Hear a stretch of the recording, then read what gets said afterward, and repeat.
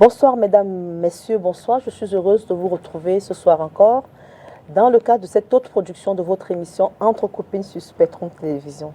Ce soir, entre copines, nous allons aborder un sujet qui fait couler beaucoup de salive, beaucoup d'encre, surtout de salive depuis quelques semaines. Nous allons aborder la question de la dépression. La dépression est un mal qui ronge de l'intérieur. Derrière les faux sourires, derrière les faux semblants, des milliers de personnes luttent chaque jour contre cette maladie silencieuse et invincible, invisible. Qu'est-ce vraiment que la dépression? Comment reconnaît-on que quelqu'un est en état de dépression? Comment se fait la prise en charge? C'est à ces questions que nous essayerons de répondre tout au long de cette émission. Merci de rester avec nous.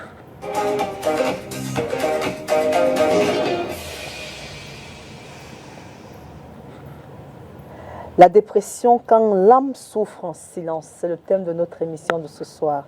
Pour en parler, nous avons invité deux dames, elles sont spécialistes chacune d'elles dans son domaine. Nous, de gauche à droite, nous avons Madame Etonde Catherine qu'on ne présente plus, qu'on va quand même présenter. Bonsoir Catherine.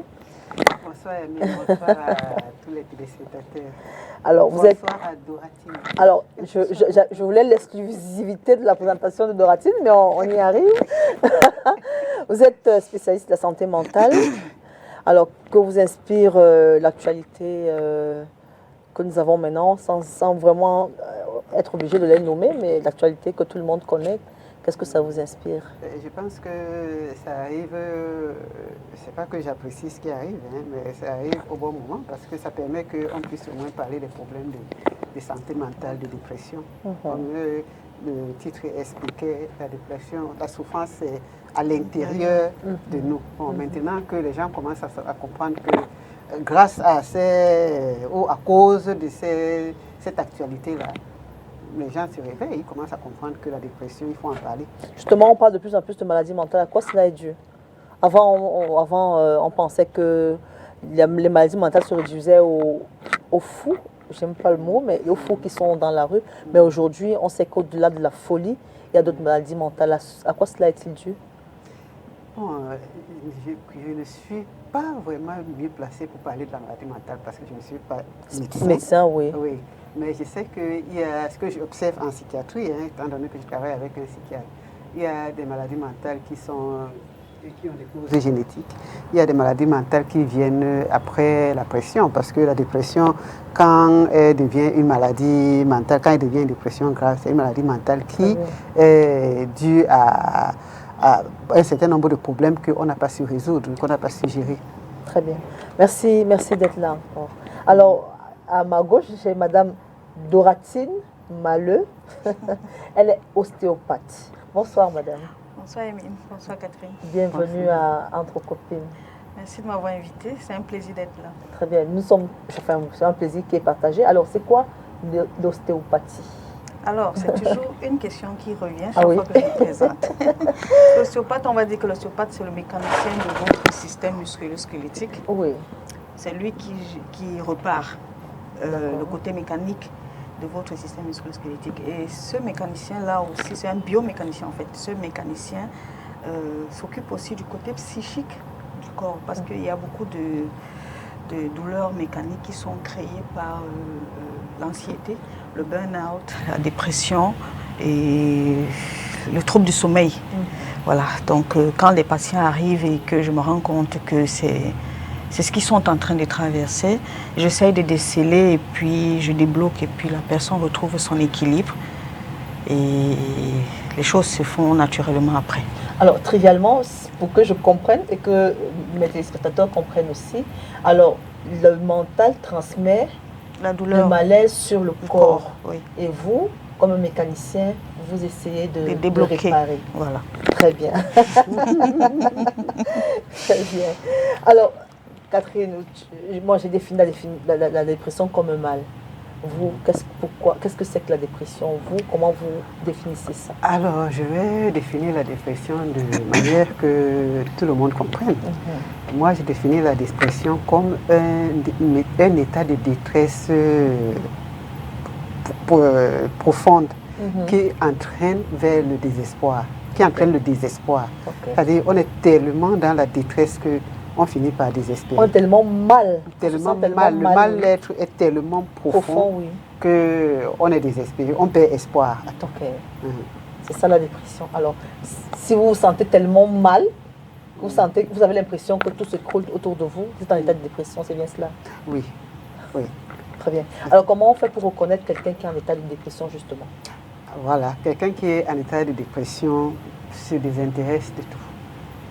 Il perd l'estime de soi, il commence à se replier sur lui-même. Parfois, il peut être trop nerveux, qu'il bavarde beaucoup, il crie, ou alors il ne parle plus du tout. Il perd goût à tout.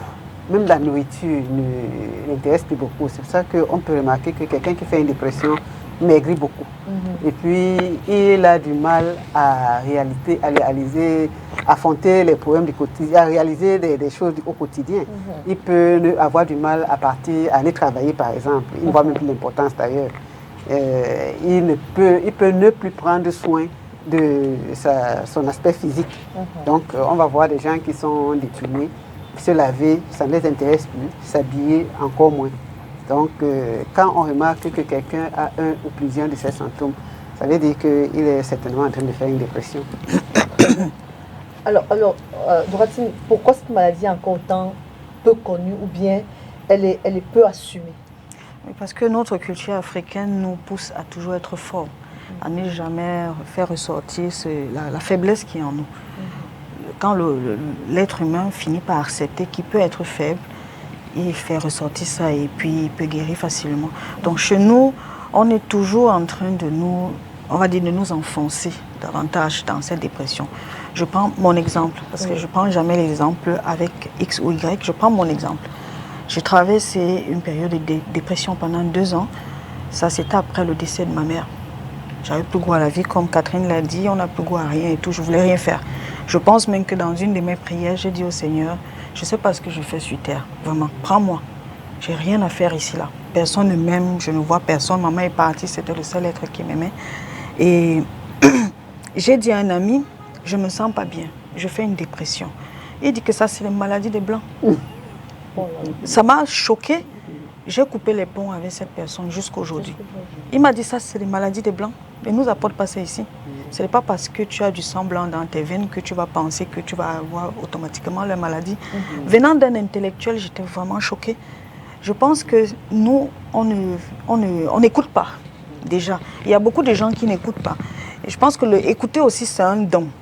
Écouter une personne qui est dépressive, qui est en détresse, c'est un don. Et il y a des messages silencieux. Les dépressifs sont souvent un message silencieux. Il faut savoir observer et savoir que cette personne ne va pas bien. Et je vais trouver un moyen de l'aider sans la heurter.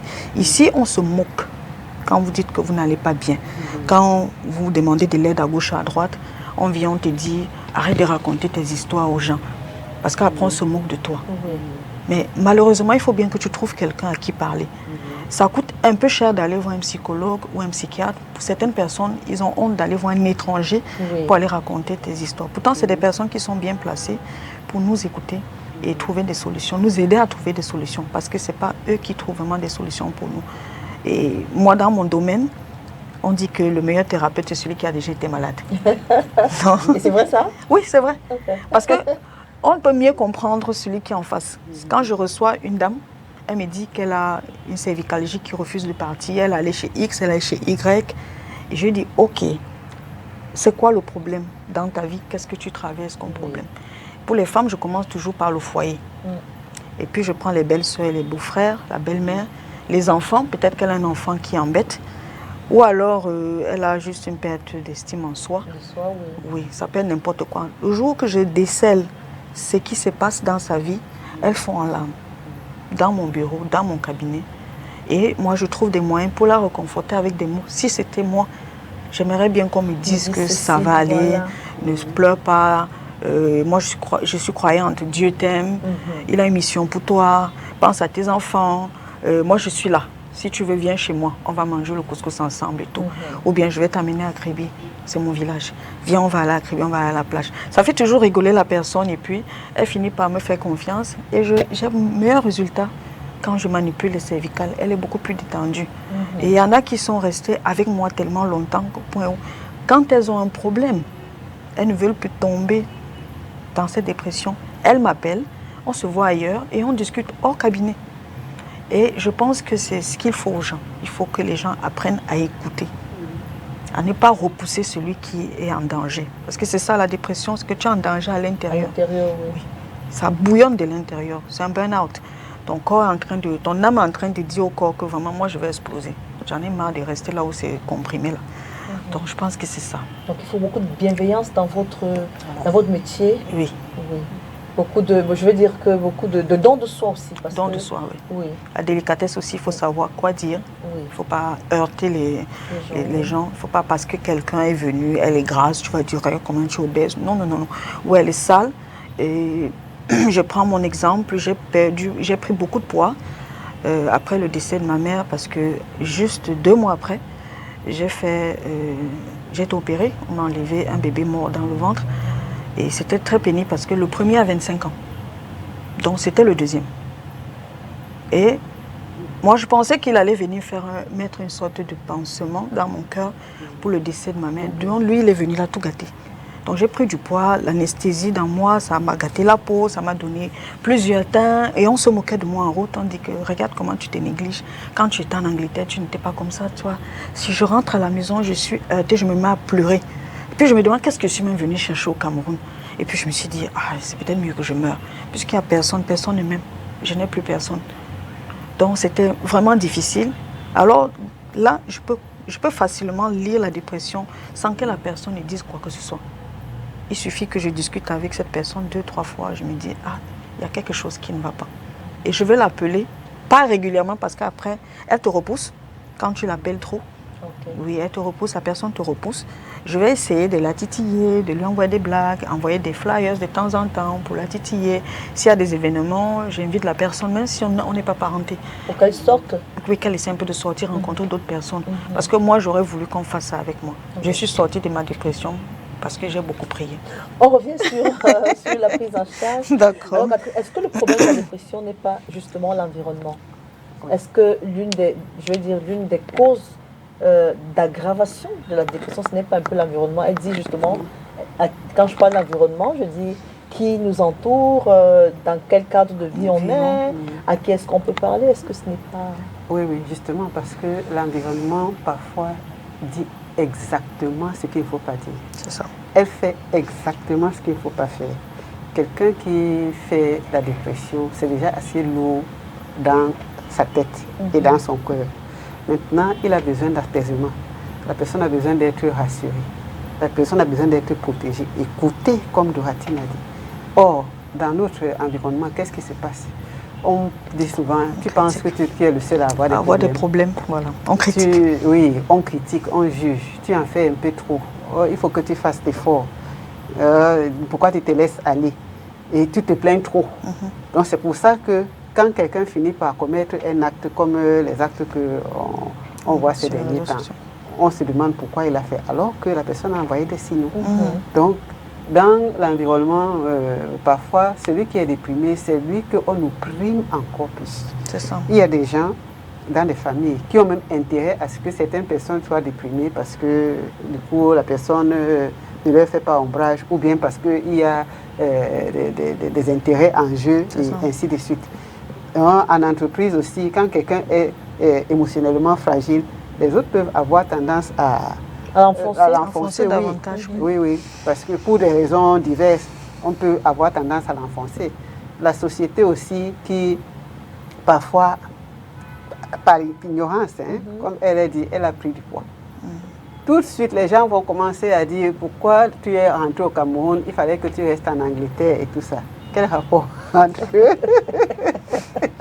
Oui.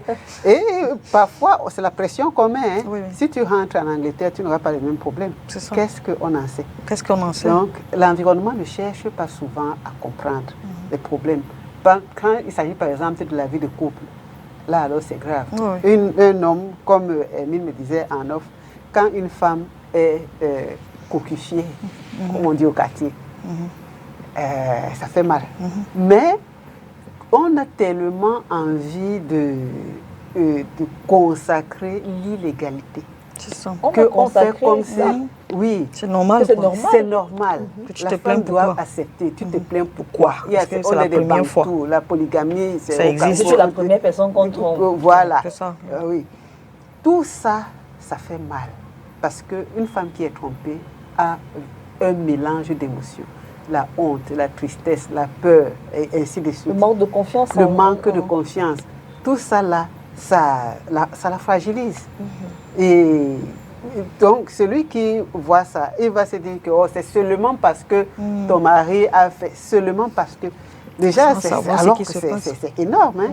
C'est énorme. C'est-à-dire quand la femme s'imagine que son mari est en train de faire des choses qu'elle fait avec elle, dans l'intimité, qu'elle les fait avec quelqu'un d'autre. D'autres, C'est attends. extrêmement compliqué. Au-delà même de l'intimité, l'affection que Oui. ton Que tu as mari est pour toi. supposé te Avoir. donner, Oui. quand tu penses qu'il partage ça, je Avec crois que c'est l'autre. ça qui est plus difficile que même dans l'intimité. Oui, parfois, il ne te la donne même pas. Voilà. Et tu vois que tu te rends compte que tu as l'impression qu'il la donne à À l'autre, quelqu'un d'autre, au vu de ce qu'on te montre. C'est ça. Tu as l'impression qu'il la donne à l'autre. Comme certains disent, le cœur n'est pas la pierre. C'est ça. Donc, on commence donc à souffrir en silence. Et on se dit que mais s'il est même parti, peut-être que c'est de ma faute. C'est ça. Je ne vaux rien. Celle-là, elle est plus intelligente, elle est plus peut-être joviale, plus jolie elle est que plus, moi. elle est plus... Et nous, pendant qu'on admire la personne qui est avec notre mari, on est en train de se tuer, et physiquement et mentalement. C'est comme ça que les envies de suicide, de meurtre et tout arrivent. À cause des petites choses, de quelque chose qu'on veut négliger. J'ai l'habitude de dire que la plupart des dérives de la société qu'on néglige, nous, on voit les conséquences dans notre travail. Parce que celui qui est bien portant, celui qui n'est pas en train de subir une conséquence ou bien n'est pas victime de quelque chose, ne viendra pas nous voir. Ça, c'est clair. Mais quand on vient nous voir, quand c'est sérieux, quand il y a des problèmes, quand quelqu'un dans l'environnement a des problèmes. Et beaucoup de gens souffrent. Donc, quand l'environnement néglige ou bien minimise le ressenti des personnes dépressives, je trouve que c'est suicidaire. C'est extrêmement dangereux. Si quelqu'un ne peut pas écouter une personne dépressive, si quelqu'un ne peut pas lui donner des conseils, il vaut mieux se taire. C'est ça. Oui, C'est ça. ne lui dites Rien ne du faites tout. pas de remarques, ne jugez pas. Parce que même si vous pensez qu'elle en fait trop, Taisez-vous. Oui. Et ignorez-la. Oui, parce que tout ce qu'on peut dire va l'enfoncer. Ça, c'est clair. Donc, on va voir quelqu'un qui dit, par exemple, que pourquoi tu n'es pas, tu es revenu au Cameroun, pourquoi tu n'es pas resté en Angleterre? La dépression. Quelqu'un veut vivre en plein centre de New York. Même si on n'a pas été à New York, on voit à la télé, on voit dans les reportages, et il s'ennuie. C'est ça. Il trouve qu'il n'y a rien, il n'y a rien de bon. En Il plein va centre là, de il New va York. là ailleurs. Oui, il veut aller ailleurs. Et on va se demander que, mais comment il est dans un endroit aussi. dans un environnement pareil. Et lui, il veut quitter ça. Il veut quitter. Alors que d'autres se tuent pour entrer là-bas. Quelqu'un peut avoir un très bon travail, il est très bien payé, Tout il à a fait fait. tout. Mais il s'ennuie dans ce travail-là, C'est ça. il a envie de quitter. C'est C'est ça. ça la dépression. Et les autres vont donc commencer, ceux qui ne comprennent pas, vont commencer à dire que mais, tu as la chance d'avoir ce travail, pourquoi tu veux le quitter? Dans le cadre du mariage, ce que les gens jugent, oh, est-ce que ton mari te donne l'argent? Oui. Est-ce qu'il s'occupe Est-ce des que tu enfants? dors Oui. dehors? Est-ce que tu dors dehors? Est-ce jour? que tu as déjà... C'est ça qu'on regarde. Mais quand on ne regarde pas le côté sentimental, le côté émotionnel. Donc, quelqu'un peut avoir tout ça. Après, il se dit, ah, autant laisser ça et aller même vivre au quartier, ne rien avoir et être tranquille. Seul, oui. Puisqu'on parle du cadre du mariage, revenons à cela, parce que beaucoup de femmes aujourd'hui sont dépressives. Beaucoup d'épouses sont en état de dépression. Sur les réseaux sociaux, on voit des femmes. Il y a une jeune dame qui s'amuse à montrer comment elle était quand elle était mariée. Vraiment différente. L'avant et après, quoi. L'avant et après. Elle est mieux Après. après. Alors, vous avez été mariée, tu as été mariée, on est entre copines et on peut se tutoyer.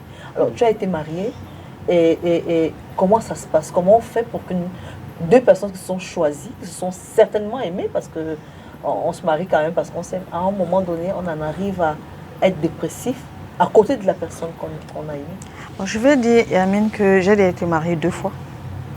La première fois, j'étais très très jeune. Et ça s'est très très mal passé. Ça, c'était ma première dépression et j'ai traversé ça seule avec un enfant de 3 ans. Mais je n'avais pas des idées de suicide. Il était mon réconfort. Quand je le voyais, je voulais me battre pour lui. Aujourd'hui, je suis ostéopathe, mais pour nourrir cet enfant, j'ai vendu du charbon à Douala. Ayant des parents financièrement bien assis. Parce que chez nous, quand tu sors de la maison, tu es sorti. On ne veut plus te revoir. On ne veut plus te voir là-bas. Non, non. Donc, c'était très, très difficile. Je me suis battue. Et c'est lui qui est parti de la maison. Donc, la dépression, c'est parce que comme on dit Catherine, tu as l'impression que tu ne sers à rien, c'est de ta faute s'il est parti, parce que c'est ce qu'on m'a dit. Mon père m'a dit, c'est la première fois que je vois un homme quitter son mariage.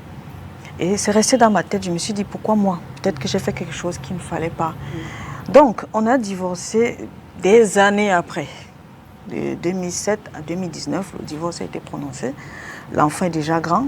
Et je décide que bon, j'ai rencontré quelqu'un qui a ma tranche d'âge, on a la même vision, on va rester ensemble. Mais quand j'entre dans cette maison, je reviens à ta question, pourquoi je ne suis pas restée? Parce que j'étais avec lui, mais sans être avec lui. Je me sentais seule, avec lui à côté de moi, parce qu'il n'était jamais là. Il n'était jamais là physiquement, il n'était jamais là émotionnellement, en présentiel. Il n'était pas là. Donc quand il rentrait à la maison, j'ai l'impression qu'il s'ennuyait de moi. Donc il prenait le téléphone, il causait, il communiquait. Et quand il sortait, c'était pour rentrer le lendemain. Et quand je lui demandais, tu sors d'où et tout, c'est les coups de poing.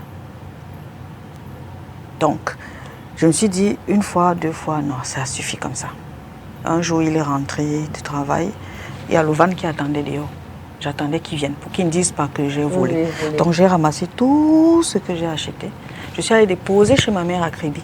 Et je suis revenue prendre une chambre d'hôtel.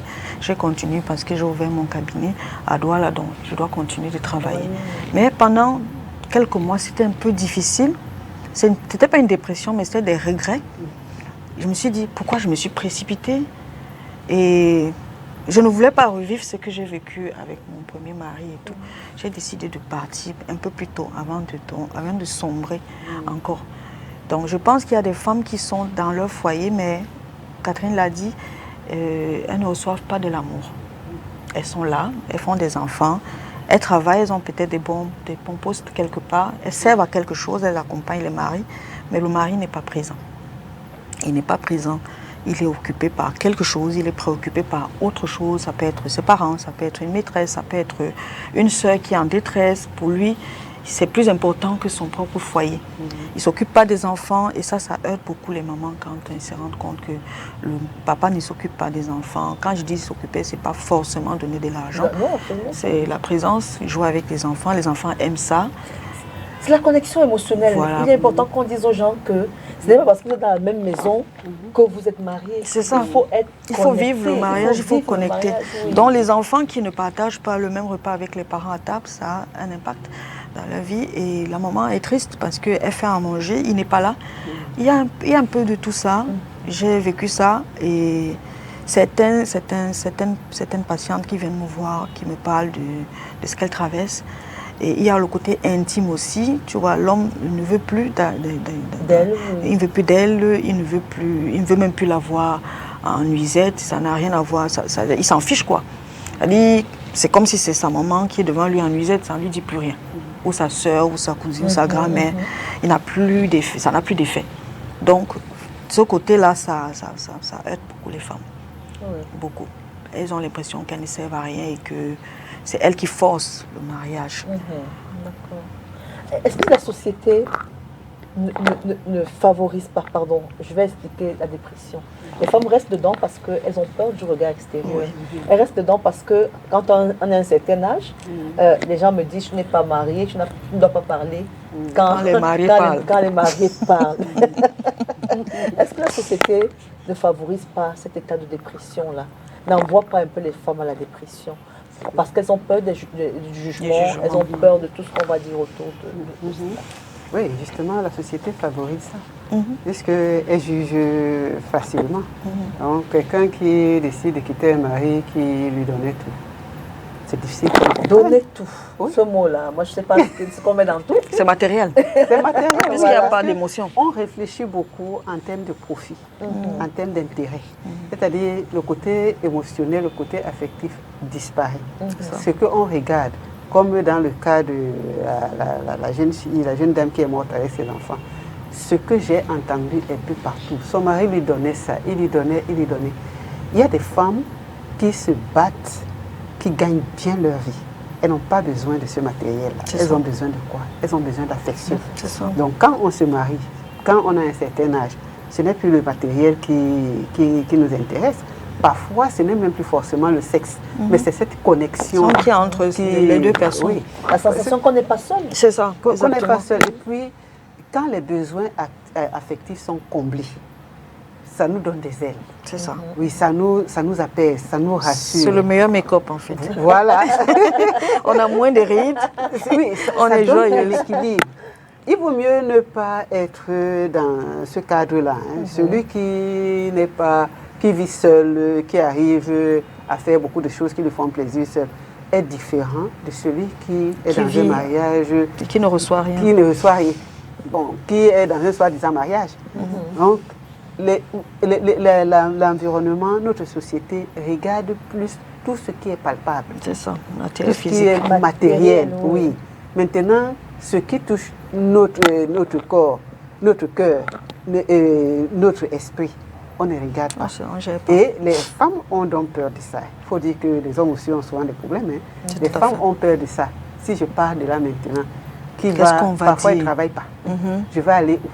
Quand je vais arriver en famille, si j'ai des enfants, on va se moquer de moi. On va se moquer de moi. Si l'enfant tombe malade, parce que ceux qui ont de l'argent, les hommes qui ont de l'argent, quand la femme s'en va, elle dit que ok, pour te punir, je donne rien, oui. Voilà. Parce que tu es parti avec les enfants.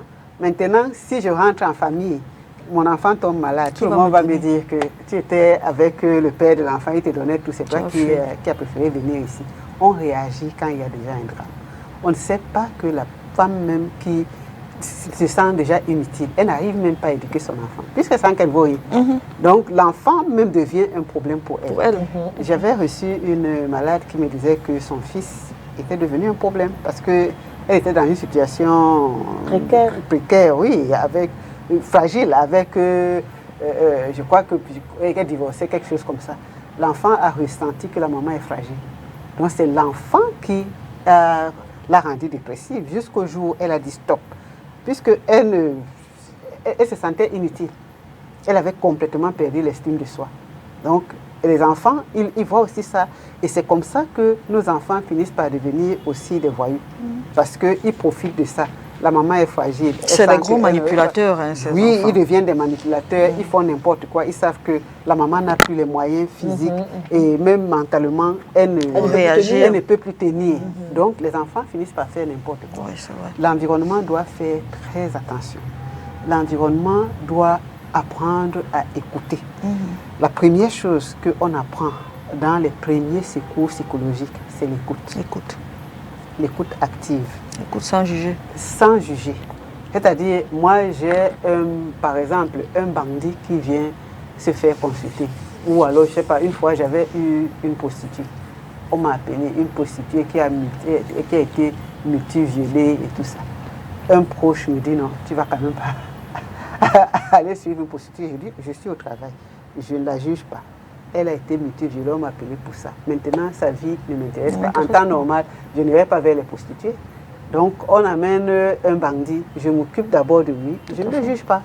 Bon, maintenant, celui qui doit le juger, c'est la police ou la gendarmerie ou je ne sais pas. Moi, je ne suis pas là. Je suis pas là pour ça. Donc, par contre, l'environnement ne fait pas ce tri-là. C'est-à-dire, et on a tellement envie que les choses changent vite, que parfois on met la pression à quelqu'un qui est déjà assez fragilisé. Oh, depuis hier, tu ne t'es pas lavé, depuis une semaine, tu te plains, tu ne fais que la même chose, tu ne fais que dire la même chose, tout le monde est déjà au courant, tu fais honte à la famille, il faut arrêter ça.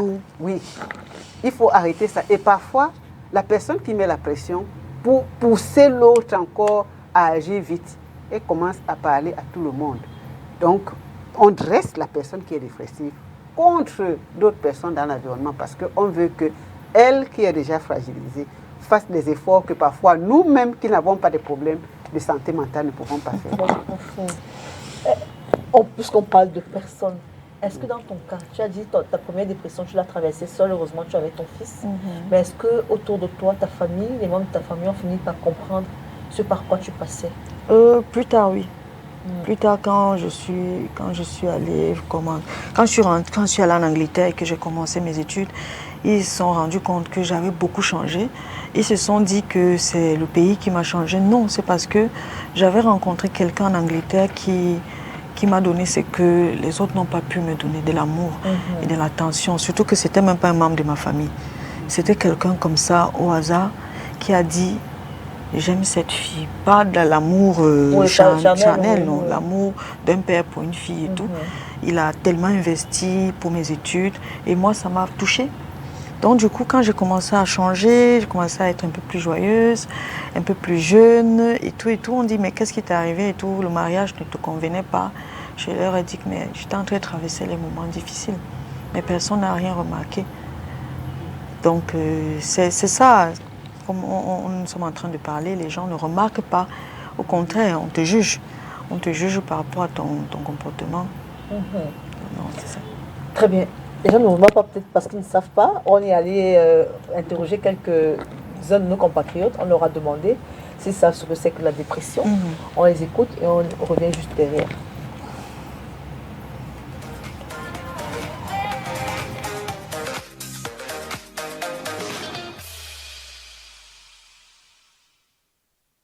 Bon, en un mot, on peut dire que la dépression, c'est le fait d'accumuler beaucoup de stress. Donc, c'est avoir un stress exagéré qui est parfois dû à certains problèmes qu'on n'arrive pas à gérer ou bien à contenir. Et ça arrive le plus souvent dans des situations de difficultés énormes. Par exemple, c'est-à-dire un homme qui est à la maison, qui constamment n'arrive pas à réunir premièrement les deux bouts, et deuxièmement, est harcelé par son épouse. Il faut gérer la location, il faut régler tel ou tel problème, alors qu'il n'a même pas les capacités réelles, il n'a même pas les moyens nécessaires pour le faire. Donc tout ça conduit à la dépression qui peut pousser à un AVC, à une attaque cardiovasculaire.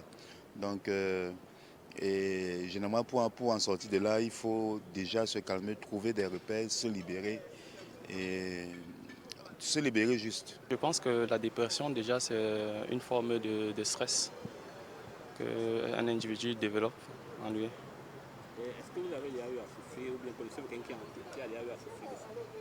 Oui, plusieurs personnes, des amis proches. Et bon, chacun a sa manière de manifester sa dépression en fait. Comment ils ont géré? C'est vous-même qui souffrez? Oui, moi-même ça m'arrive parfois. Comment vous réussissez à gérer ça?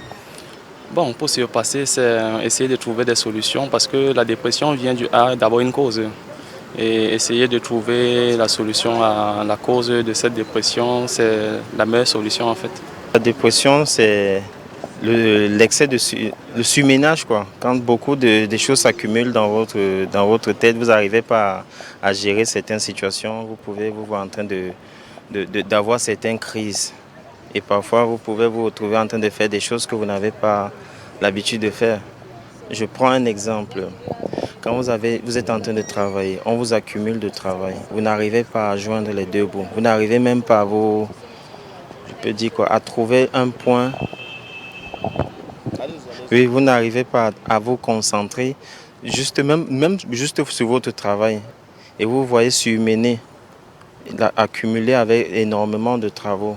Donc je peux dire que cela peut conduire à la dépression. Une dépression, pour moi, c'est un état de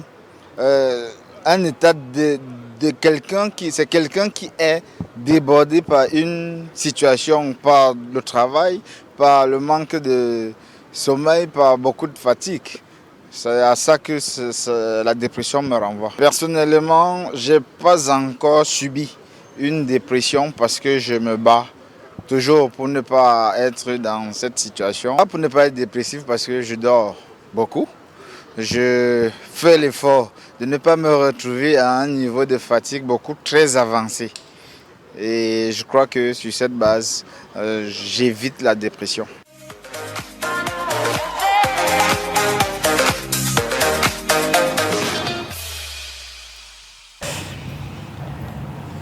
De retour sur ce plateau, si vous nous rejoignez seulement maintenant, vous regardez Entre Copines, l'émission, la plateforme d'échange entre les femmes qui est diffusée tous les samedis quand il est 15h30 et dimanche quand il est 20h30. Et ce soir, on parle de la dépression comme ce mal qui ronge en silence.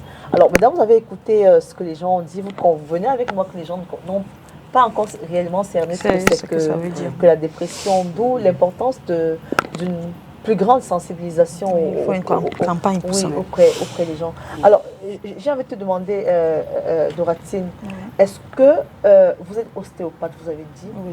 Alors, est-ce que la dépression a des conséquences sur le physique? Oui, tout à fait. J'ai envie de dire à 80% des patients qui viennent me voir ont un burn-out, sont dépressifs. Parce que j'ai travaillé pendant 8 ans en Angleterre dans un cabinet d'ostéopathie. Je vous assure que ce qu'ils ont comme maladie mécanique là-bas, ça n'a rien à voir avec ce que moi je rencontre ici. Je suis sûre que si mon parrain, qui est d'Angleterre, pour venir ici, il va soigner tout le Cameroun. Tout à fait. Il y a beaucoup de blocages, il y a beaucoup de douleurs de la colonne vertébrale qui sont causées par la dépression. Parce qu'on ne dort pas quand on est dépressif. On a les muscles toujours contractés, on est toujours en alerte, on est sur les nerfs, on a les nerfs qui sont toujours en action, en mouvement. Ici, ils disent que j'ai les nerfs. Les nerfs, comme j'ai attention. Attention. J'ai les nerfs, j'ai l'attention. Donc ça, c'est quand tout est en mouvement. Et si l'ostéopathe n'arrive pas à détecter ce problème psychique, ça va être très difficile qu'il guérisse cette personne. On dit que j'ai des meilleurs résultats parce que j'essaye déjà de comprendre la personne. J'amène la personne à parler, à se libérer. Il y a aussi des gens, Catherine peut le dire, il y a des gens qui ont tout ça en eux, mais ils n'arrivent pas à exprimer. Donc quand ils trouvent quelqu'un maintenant qui les pousse à causer, à discuter, à parler, alors ils se libèrent. Et quand il rentre le soir, il m'écrit, il me dit, j'ai l'impression que tu m'as enlevé une charge lourde sur les épaules. Donc effectivement, il y a un rapport entre la dépression et les maladies de dos. On va appeler ça articulaire. Alors, Catherine, est-ce que les conséquences, allons-y un peu aux conséquences de la dépression. Vous disiez, enfin, vous essayez d'introduire un peu le cas qui est sur les réseaux sociaux, la dame qui a dû commettre l'irréparable. Est-ce que la dépression conduit toujours à des cas aussi extrêmes? Est-ce qu'on doit avoir peur des conséquences liées à la dépression? Je dirais sans hésiter, oui. On doit avoir peur. Parce que, comme Doratine disait, la charge qu'on porte, quand elle devient trop lourde, il faut bien la déposer quelque part. Oui. Mais de quelle manière on va la déposer? Chacun a sa manière. Quand on est déjà dans la phase grave de dépression, on peut ne plus se contrôler comme celle-là. Je n'ai plus envie de vivre. Je veux me suicider, mais je vais me suicider comment? La mort, c'est la mort. Que je prenne le couteau ou bien que je prenne un poison et tout ça là. Nous, on voit la manière. Mais dans sa tête, il faut bien qu'elle parte. C'est pareil. Dans sa tête, c'est pareil. C'est pareil. Parce que je veux mourir, mais pour mourir, on doit mourir de quelque chose. Et il y en a qui piquent des crises. On appelle des crises de folie. Parce que quelqu'un n'en peut plus. Un jour, il ne peut plus contrôler ce qu'il fait. Il a piqué des crises de folie, il casse tout, il est complètement bouleversé. D'autres ont des maladies telles qu'ils décident de ne plus parler. Il ne fait plus rien. Du jour au lendemain, il est devenu une personne muette, assistée.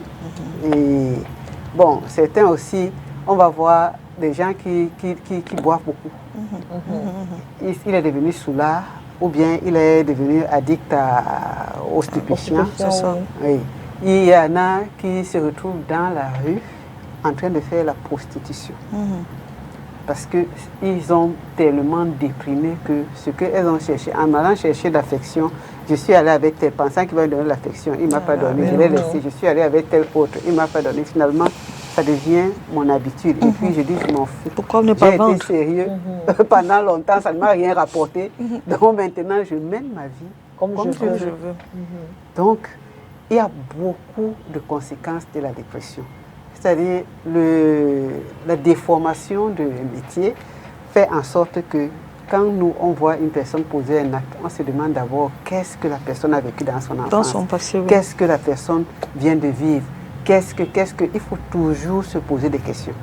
Parce que quand on va poser des questions, quand on est en consultation, on voit que les actes que quelqu'un a posés proviennent de quelque chose. De son enfance, par exemple. Oui, ça peut provenir de son enfance, ça peut provenir d'un mauvais mariage, ça peut provenir de la pression au travail, parce qu'il y a aussi beaucoup de dépression en entreprise. Les gens ont peur de perdre leur boulot. On pense qu'ici, c'est parce qu'il n'y a pas... le boulot, ça ne court pas les rues. Mais même dans les pays où... Bien sûr, c'est tout pareil. le monde... Ah oui, oui. C'est pareil. Oui, c'est pareil.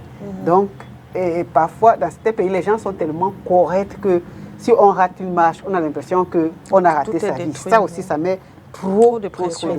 Oui. Donc, les conséquences de la dépression sont énormes. Au lieu d'arriver, comme tu disais tout à l'heure, on doit beaucoup sensibiliser. Et je suis heureuse qu'on en parle de plus en plus parce que beaucoup de gens disaient justement que c'est une maladie des Blancs. C'est ça. C'est le problème des Blancs. Moi, j'ai eu un patient qui était décédé de ça. Sa famille a su quelques jours avant sa mort qu'il avait. Alors que quand on était plus jeune, c'est le patient, il n'était pas malade, il n'avait rien. Moi, j'avais fait une dépression aussi. Il me demandait si je peux traduire le mot dépression en patois. Ça veut dire qu'on n'existe pas. Oui. Elle dit que ça n'existe pas. Parce qu'il y a quelqu'un d'autre qui a dit sur Facebook que les maladies des Blancs, là, ça arrive déjà ici. Là. Et celui-là, il avait fait peur. Si on nous demande d'écrire le mot dépression en patois, qu'est-ce que tu vas dire? Voilà. Puisqu'on ne peut pas le faire, ça veut dire que ça n'existe pas. Ça n'existe pas, oui. Et beaucoup de gens tombent dans ce piège. On est des Bantous. Chez nous, on supporte. On est fort. Oui. Ça. Hier, avant-hier, j'étais dans un taxi. Et puis, les gens étaient en train de parler de la dame qui a tué ses enfants. Je vais essayer de discuter, d'expliquer. Ils ne vont pas comprendre. Ils ne vont pas comprendre. C'est pas passé. Non, non. Il y avait quelqu'un qui était assis devant avec moi. Il dit que qui a même dit aux femmes qu'un homme doit avoir une seule femme. Il parlait avec conviction. Les femmes étaient derrière. Avec autorité, hein? Avec autorité, s'il te plaît. Les femmes étaient derrière. Non. Elles ont déjà vu ça. C'est la méchanceté. C'est-à-dire elle avait un forme mauvais. Jusqu'au moment où une dame, une psychologue, se faisait interviewer dans le taxi. Elle a expliqué tellement de choses que tout le monde s'est tu. C'est ça. Donc, ce que moi je voulais expliquer, qu'ils n'ont pas compris, était tellement logique, était tellement logique que tout le monde a compris que le problème, ce n'est pas le matériel. Aujourd'hui, on peut enlever le matériel, les gens ils continuent à vivre. Hein. Il y a bien des femmes qui vivent avec des hommes qui n'ont rien. Mais l'amour est parfait. Les Pygmées, comment ils vivent? Voilà. Ils n'ont pas d'immeuble, ils n'ont pas de Range Rover, quoi que ce soit, mais ils sont amoureux et ils sont heureux. Ils vivent longtemps ensemble. Ils vivent longtemps ensemble, oui. C'est juste que c'est un partenaire à vie. Moi, j'ai vu un couple récemment. Ils se sont mariés il y a près de 30 ans. Le monsieur n'avait pas grand-chose, hein, la femme non plus. Mais je les ai vus marcher bien en ville. Ça m'a touchée. Ils étaient bien. Leurs enfants ont grandi. Il y a 30 ans, ils étaient ensemble. Mais on sentait qu'ils avaient ils ont pris de l'âge. Oui. Mais il y a de l'harmonie. Ils n'ont pas grand-chose. Mais il y a de l'harmonie entre eux. Donc, les gens doivent arrêter de penser que l'amour, c'est seulement matériel. J'avais lu l'histoire d'une jeune fille qui était avec quelqu'un qui était bien. Et la jeune fille disait qu'elle admirait ses amis qui n'avaient rien. Qui n'avaient rien, oui. Et ça, moi, je peux le dire. Et quand j'étais petite, moi, j'ai grandi dans une famille riche. On avait des voisins qui n'avaient pas ce qu'on avait. Peut-être eux, ils nous admiraient parce que nos parents, ils voyageaient. Ils n'avaient manqué de rien, tout ça. Oui, mais moi, mes parents, ils voyageaient beaucoup. Mais ceux-là, je les admirais parce qu'ils étaient toujours avec leurs parents. Toujours. Papa était là, maman tressait les filles, et ainsi de suite. J'aimais ça. Donc, les gens doivent savoir que l'émotion, le cœur n'a pas besoin forcément de l'argent. Le cœur a besoin des actes. on doit poser des actes qui rassurent, qui apaisent. Comme on dit, un enfant qui est bien entouré, une femme qui est bien encadrée, elle peut soulever des montagnes. C'est ça, c'est L'amour là, a une puissance que l'argent n'a pas. Non, pas Il faut exactement. que les gens comprennent que le plus grand vide à combler, c'est le vide affectif. Affectif. Pas matériel ou financier. Oui, oui. Quand le vide affectif est comblé, on peut se battre pour le reste. C'est Et ça. tout ça. Oui, et permets-moi d'ajouter quelque chose. Le rejet dans le mariage, le rejet est extrêmement dangereux. Très dangereux. Quand une femme se sent rejetée, Rejeté. c'est extrêmement dangereux. C'est-à-dire, mon mari me rejette, il ne Elle a mange pas fait ma sa toilette, elle a nourriture. fait sa belle, Il regarde elle a plus. porté sa plus belle nuisette. C'est ce que je disais tout à Voilà. l'heure. Tu portes une Oui. nuisette, il Il ne voit, ne voit même pas. ça. Voilà. Il dit même que tu portes quoi comme ça. Parfois, s'il dit même ça Il a qu'il vu. a Il a vu, attiré il ne remarque même pas. il ne remarque même pas. Mais on va voir qu'il est avec une autre dame. C'est Il y ça. a une dame qui m'avait expliqué qu'il y avait eu beaucoup de problèmes dans son mariage. Elle avait supporté pas mal de choses. Et après, elle est partie, elle est tombée malade. Elle était hospitalisée. Et le mari faisait comme si Non, il non, n'avait pas rien. venu Il s'en fout. la voir à l'hôpital. Elle est rentrée à la maison, il ne la regardait pas. La dame avait conclu qu'elle ne vaut rien Rien. du tout. Elle a donc osé dire à son mari tout ce que j'ai expliqué. Après, elle lui dit, tu fais comme si je n'existe pas. Je suis rentrée à la maison, jusque-là, tu fais comme si je n'existe pas. Le mari se retourne. Il lui dit, c'est pas que c'est comme si tu n'existes pas. Tu n'existes pas. Tu n'existes pas, tout simplement. Ça, c'est. Alors, Doraxine, dis-moi, comment tu as fait? Est-ce que ton moment de dépression, j'appelle ça comme ça parce que tu as pu te relever, Oui. est-ce que ton moment de dépression a eu des conséquences sur toi? Est-ce que ça a changé quelque chose en toi? Un trait de caractère, une façon de voir les choses? Est-ce que tu es différente aujourd'hui? La femme que tu es aujourd'hui est différente parce qu'elle a traversé ce moment-là? Oui, ça m'a beaucoup changé parce que je socialise plus. Je me suis retirée. Vraiment beaucoup. Je vais vers les gens seulement par politesse. Je n'assiste plus au mariage de famille ni au deuil parce que j'estime que je n'ai rien à faire là-bas. Et je reste, c'est-à-dire, je rencontre les gens seulement à mon lieu de service, peut-être quand on m'invite à l'émission, et puis je rentre chez moi. Je me suis arrangée à trouver une maison dans un quartier où ça va être très difficile de venir me rendre visite. Je me suis complètement fermée et j'ai très peu d'amis. Je suis très sélective, je suis devenue très sélective parce que ça me revient toujours ces paroles dans ma tête, évite de raconter ta vie à n'importe qui. Donc du coup, je me méfie de tout le monde, même de mon ami d'enfance. Je ne peux plus venir la voir et lui dire qu'écoute, j'ai un problème, il faut qu'on discute. Je sais que quand je lui en parle, c'est une tombe, elle va garder tout ça. Mais j'ai toujours peur qu'elle aille raconter, ou bien qu'elle se moque de moi. Donc pour éviter tout ça, je me suis renfermée et je me suis acheté un bichon maltais, ce que tous les Camerounais appellent un caniche.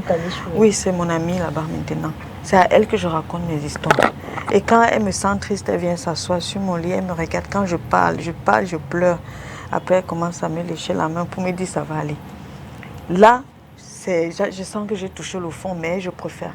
Et j'ai l'espoir que peut-être que Dieu va m'envoyer mon vrai mari. Et peut-être que c'est avec lui que je vais partager ces choses. Mais là aussi, ça va être très difficile parce que ça a vraiment mis un fossé entre moi et beaucoup de gens. J'ai envie de dire, peut-être Catherine va vous le dire, je ne suis pas encore complètement guérie, mais j'ai traversé la phase critique. La phase de je mange plus, je pris du poids, j'ai les boutons sur le visage partout, je me sens pas bien, j'ai les courbatures, j'ai mal au genou, j'ai mal à la hanche, je ne dors pas la nuit, j'ai des insomnies, je veux rien, je crie sur tout le monde, j'engueule tout le monde. Ça s'est passé.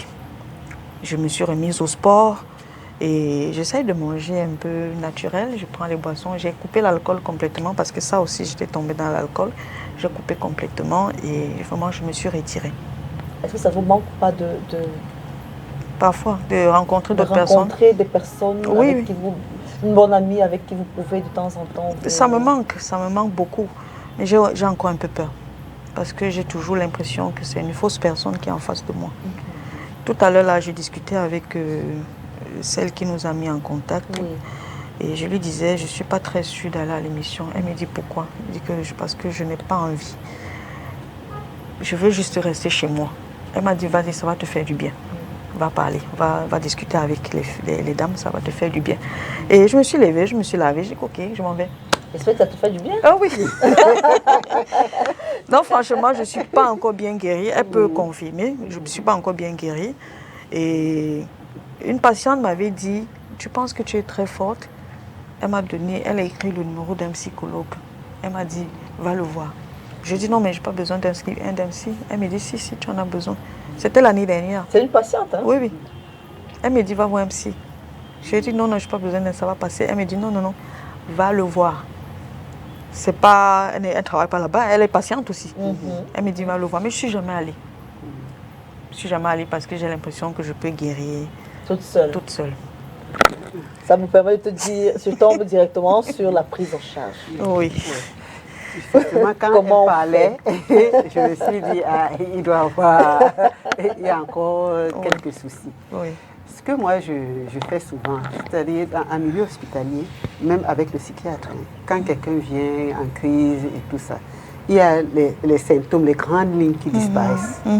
Mais les détails là, ça ne part pas facilement. Facilement, ça prend du temps. Et moi je travaille beaucoup sur les détails, parce que c'est important. Le détail, j'avais par exemple j'ai eu 2 malades qui m'ont beaucoup marqué. Qu'est-ce que je fais? Tu racontes toute son histoire. Puis, on va classer tout ce que tu as dit. Et maintenant, on va dire ça, on fait ça, tu peux faire ça, tu vas supporter, et ainsi de suite. Cette semaine, on travaille dans tel domaine. La semaine prochaine, on travaille dans tel autre, et ainsi de suite. On fait un programme même sur 3 mois.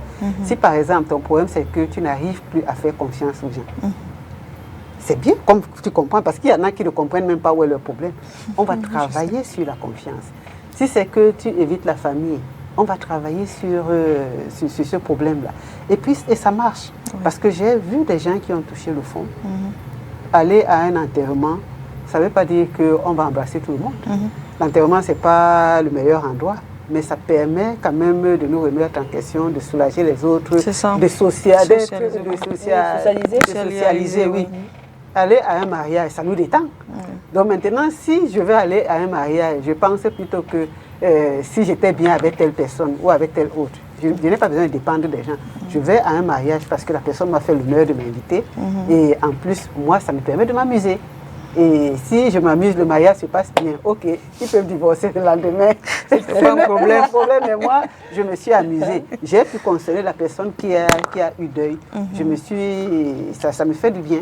Parce qu'il y a aussi, comme les chrétiens le disent, il n'y a plus de bonheur à donner qu'à recevoir. Donc je crois qu'il y a encore ce travail à faire. Oui, tant qu'on pense qu'il y a des petites choses, ne négligeons pas. Parce que ça peut remonter beaucoup d'autres choses. Ces petites choses-là cachent en fait quelque chose de grave qui n'est pas parti. Qui n'est pas parti, effectivement. Très bien. Malheureusement, toutes les bonnes choses ont une fin. Je pense que comme le problème est devenu vraiment une question de santé publique, il est important qu'on soit dans la sensibilisation. Tout à fait. Nous sommes des femmes et si on voit des femmes en détresse, notre devoir, nous qui avons la voix qui peut porter, est de sensibiliser. Alors je pense qu'à l'occasion, tu ne vas pas me refuser ça. Non. On se reverra et je serai dans tes bottes. Joséphine peut te dire, je suis quelqu'un qui, elle aussi, je suis très bienveillante et quand je sais sentir la douleur des autres et j'en fais souvent comme une affaire personnelle. Alors, je t'invite à parler à une femme aujourd'hui qui est en état de dépression ou bien qui ne sait pas comment faire pour traverser. Est-ce que tu as un petit message en 2 mots à lui adresser? J'ai tellement à dire, mais tout ce que je peux dire à cette femme qui m'écoute, s'il te plaît, si tu sens le besoin de t'adresser à quelqu'un, pourquoi pas, n'hésite pas à venir me voir. Je n'ai pas envie de te dire d'aller voir n'importe qui pour raconter tes histoires et fais confiance en ton Dieu, il va sûrement trouver une solution. Comme je l'ai dit, moi je suis chrétienne, c'est lui qui m'a sorti de là. Donc qu'elle fasse sa prière, qu'elle pense à son Dieu et moi je suis là, je suis à l'écoute. Très bien. Oui, je dirais que je m'adresserai aux familles. La dépression n'est pas un caprice. Donc, les gens qui dépriment, leur comportement, ce n'est pas fait exprès. Oui. Donc, c'est une maladie et ils ont besoin d'être soutenus, ils ont besoin d'être soignés. Et je dirais aux personnes qui sont dépressives de consulter, sortez. Le pire ennemi de la dépression, c'est l'action. Enfin, Il faut être en action. Quand on est en action, on fait autre chose. On oublie ce qui nous déprime. Mais l'inactivité, c'est ça qui nous plonge dans la dépression. Ça aggrave. Donc sortez. Très bien. Merci mesdames d'avoir été là ce soir. Merci pour Merci, Émilie. cette émission qui se veut hautement pédagogique. J'espère qu'on en fera d'autres comme ça. Alors, mesdames, le secret c'est de parler. Si vous ne parlez pas, on ne peut pas vous aider. Si vous ne dites pas, si vous ne criez pas à l'aide, on ne peut pas vous aider. Ne vous dites pas que vous dérangez les gens. C'est mieux de déranger les gens, d'être en santé, que de déranger les gens et commettre irréparable. Prenez soin de vous, prenez soin de vos familles et rendez-vous la semaine prochaine. C'est peut-être à Dieu. Au revoir.